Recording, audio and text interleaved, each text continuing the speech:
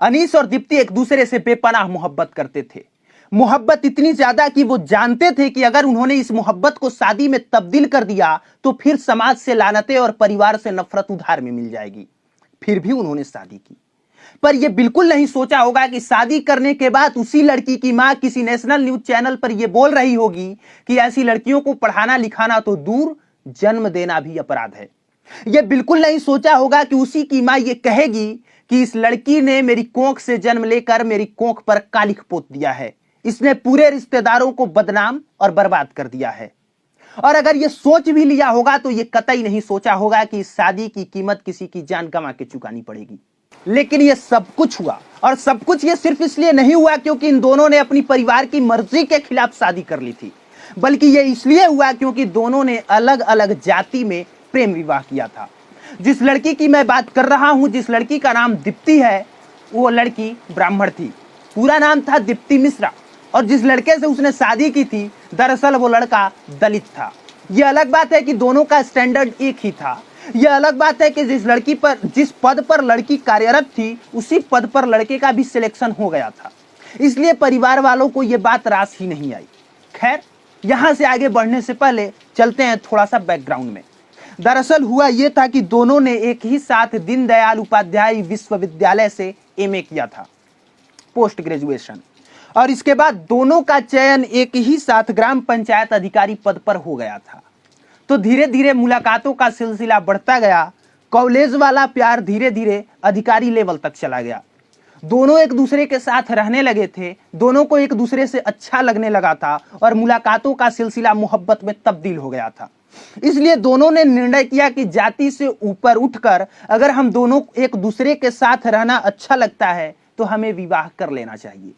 लेकिन जैसे ही दीप्ति मिश्रा के परिवार को इस बात की भनक लगी, वैसे ही रिश्ते में दरार डालनी शुरू की गई। फिर भी उसका असर न हुआ और दीप्ति मिश्रा अनीस के साथ बनी रही। तो जब से दीप्ति के परिवार में इस रिश्ते की भनक लगी थी, तभी से इसमें दरार डाला जाने लगा था। फिर भी दीप्ति और अनीस के रिश्ते में कोई दरार नहीं आया, दोनों एक ही साथ बने रहे। इसके बाद दीप्ति बताती है कि उसे मानसिक तौर पर प्रताड़ित किया जाने लगा। कभी उसके पिताजी को दिल का दौरा पड़ने लगता था, तो कभी माताजी बीमार होने लगती थी। यह सब कुछ किया गया सिर्फ इसलिए ताकि दीप्ति अनीस से रिश्ता तोड़ दी।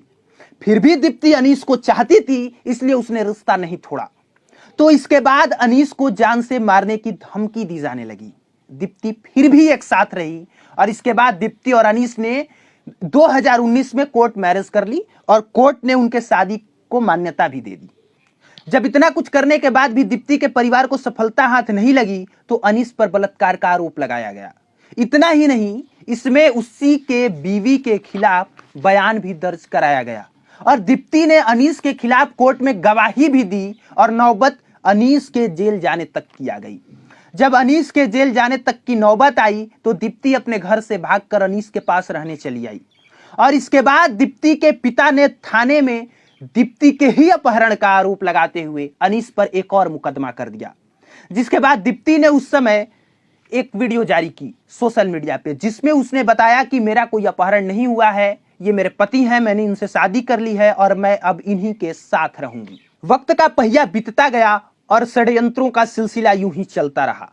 लेकिन दीप्ति के परिवार ने यह कभी स्वीकार ही नहीं किया कि जब दोनों अब कानूनी तौर पे एक दूसरे के पति पत्नी हैं, तो उन्हें उनकी हालात पे छोड़ दिया जाए।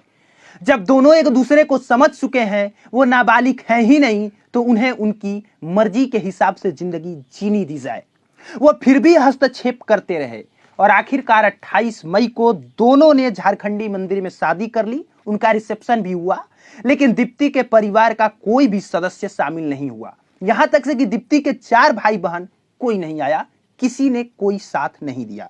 और फिर एक दिन 24 जुलाई को जब अनीस अपने चाचा के साथ किसी दुकान से वापस लौट रहा था, फोन पर बात करते हुए चाचा से थोड़ी दूर आगे निकल गया था। तब तक पीछे से 4 लोग बाइक पर बैठे आते हैं, जिनका चेहरा कपड़ों से पूरी तरह से ढका होता है, और चाचा के ही सामने अनीस पर आक्रमण करते हैं। धारदार हथियार से उसका गला रेत देते हैं। अनीस की मौत हो जाती है। बचाव में जब चाचा दौड़ते हैं तो उन्हें भी मारा जाता है। चाचा अब अस्पताल में भर्ती हैं, और इस तरह से ये प्रेम कहानी जो कभी पूरी ही नहीं हो पाई, वो पूरी होने से पहले इस तरह से खत्म भी हो गई। आज भी अगर यही कहानी फिल्म में दिखाई जा रही होती, अगर यही कोई हीरो होता, कोई हीरोइन होती, जिसमें कास्ट सिस्टम दिखाया जा रहा होता, तो हम ये मना रहे होते कि हीरो को हीरोइन मिल जाए। हम ये सोच रहे होते कि सब कुछ सही तरीके से हो और हैप्पी एंडिंग हो जाए। पर अफसोस कि ये रील नहीं, रियल लाइफ है। यहां पे हर चीज में हमें जातीय एंगल देना है, जातीय एंगल से देखना है और जातीय वाला चश्मा पहन के ही एनालिसिस करना है। ये तो खैर दीप्ति के नजरिए से हमने कहानी बताई है। अगर दीप्ति के माँ या दीप्ति के परिवार वालों के नजरिए से मैं कहानी बताऊं तो वो बस यही कहते हैं कि हमारा इसमें कोई हाथ नहीं है, हमने नहीं मारा है। लेकिन दीप्ति की माँ डंके की चोट पे कहती है कि ऐसी लड़कियों को पढ़ाना लिखाना तो दूर, कोख से जन्म देना भी अपराध है। इसने हमारी कोख पर कालिख पोत दिया है, पूरे रिश्तेदारों और परिवारों को बदनाम और बर्बाद कर दिया है। बाकी की आप मानसिकता समझ सकते हैं।